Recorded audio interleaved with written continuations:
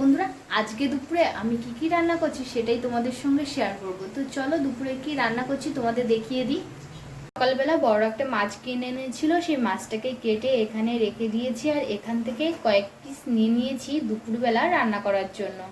দেখো মাছটার ডিম হয়েছে, বেশ ডিম হয়েছে, তো এই ডিমটা দিয়ে ভাবছি বড়া করব, মাছের ডিমের বড়া। আর এখানে দেখো আমি কেটে রেখে দিয়েছি বিনস আর আলু দিয়ে একসঙ্গে ভাজা করব। আর এখানে যে কোয়াশ আর আলু কেটে রেখে দিয়েছি, তো এই কোয়াশ আর আলুর তরকারি হবে মাছের সঙ্গে। সকালে মটন এনেছিল, তো মটনটা এখন আমি কষিয়ে নিচ্ছি। আর দেখো মাংসটা আমার কষানো হয়ে গেছে, তো এখন জল দিয়ে দেবো। আর আমি মাংসে বেশিরভাগ টাইম গরম জল দিই, তো দেখো এখানে আমি জলটা গরম করে নিচ্ছি। তো দুপুরবেলা আজকে মাটন কষা হবে। তো বন্ধুরা দেখো মাংসটা আমার কষানো হয়ে গেছে, এখন আমি জল দিয়ে দেব। তো আমার জলটাও গরম হয়ে গেছে।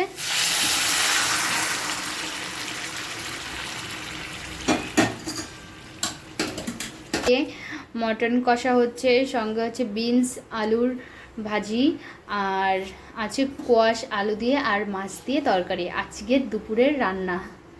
তো এখানে দেখো মাংসের ঝোলটা ফুটে গেছে। আর এখানে আমি আর একটা কড়াই বসিয়ে দিয়েছি, এই কড়াইতে আমি এখন বিনসগুলো ভেজে নেব। আমি কীরকমভাবে বিনস আলু দিয়ে ভাজি করি তো সেটা তোমাদের সঙ্গে চলো শেয়ার করি এবার।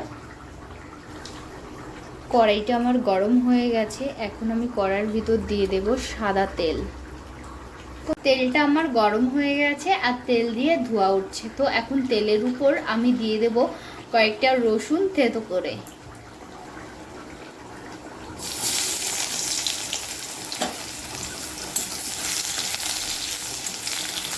রসুনটাকে একটু আমি লাল লাল করে ভেজে নেব।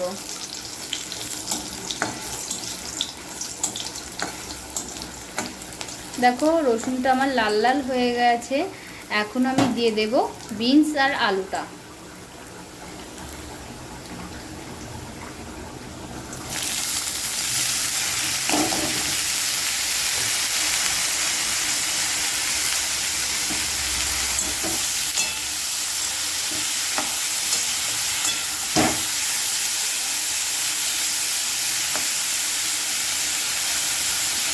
এখন আমি লবণ আর হলুদটাও দিয়ে দেব।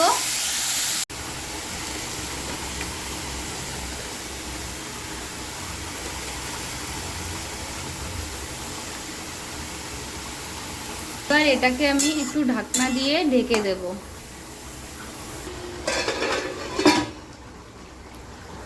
এখানে আমি কোয়াশ আর আলুর তরকারি রান্না করার জন্য মাছগুলোকে ভেজে নিয়েছি।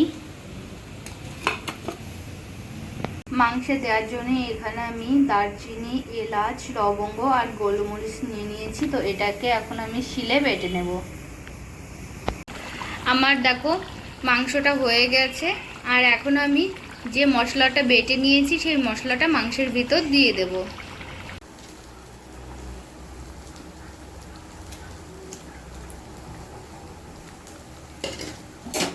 তো মশলাটা দিয়ে আমি একটু নাড়িয়ে 2 মিনিটের জন্য ঢাকনা দিয়ে ঢেকে নেব। তারপর 2 মিনিট পর কড়াই থেকে নামিয়ে নিয়েছি, আর দেখো আমার গরম গরম মাটন গ্রেভি।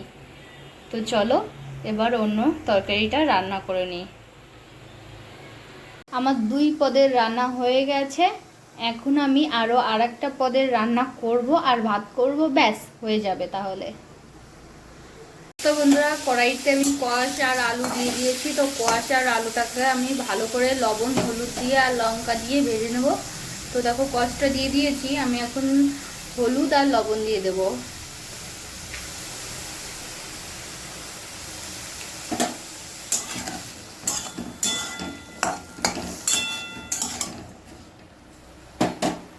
এখন আমি লঙ্কা দিয়ে দেবো। তো দেখো এই যে লঙ্কাগুলো দিয়ে দিচ্ছি।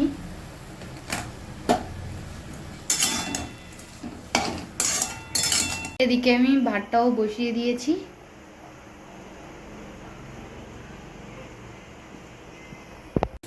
দেখো কোয়াশ আলুটা আমার ভাজা হয়ে গেছে, তো এখন আমি জল দিয়ে দেব।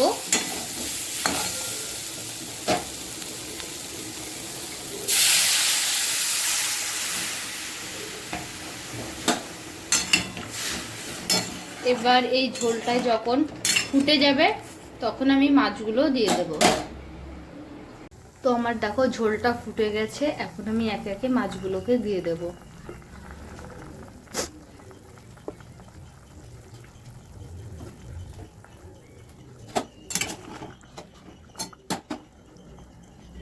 তো বন্ধুরা দেখো ঝোলটা আমার কমে গেছে, তো এখন আমি ফোড়ন দিয়ে নেব তরকারিতে।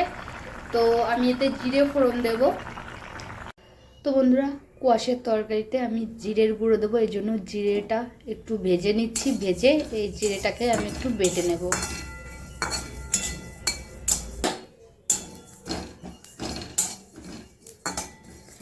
তো জিরেটা আমার ভাজা হয়ে গেছে, তো এখন নামিয়ে নিচ্ছি। এটা আমি শিলে বেটে নেব। তো চলো এবার ফোড়ন দিয়ে দিই। তো প্রথমে আমি তেল দিয়ে দিচ্ছি, গোটা তেজপাতা আর গোটা জিরে, ব্যাস। আর কিছু না, একদম সিম্পল।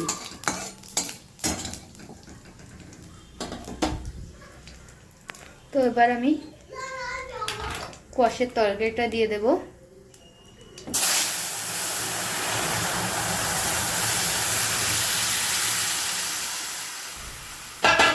একদম হালকা পাতলা তরকারি।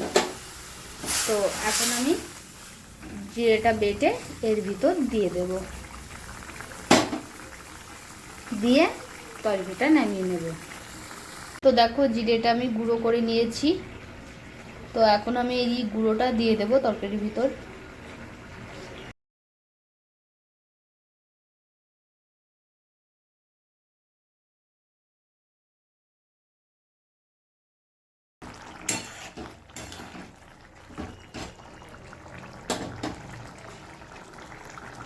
এখানে আছে ভাত, দেখো ভাতটা রেডি হয়ে গেছে, গরম প্রচণ্ড। তো ইস ভাতগুলো পড়ে গেল। এখানে ভাত, এটা হচ্ছে আলু দিয়ে আর বিনস দিয়ে ভাজা, এটা হচ্ছে কোয়াশ আলু আর মাছ দিয়ে তরকারি, আর এটা হচ্ছে মাটন গ্রেভি। বন্ধুরা আজকের ভিডিওটা আমার কেমন লেগেছে তা অবশ্যই কিন্তু কমেন্ট করে জানিও। আর যদি ভিডিওটা ভালো লাগে তো প্লিজ একটু লাইক দিও। তো আজকের মতো এখানেই শেষ করছি, টাটা।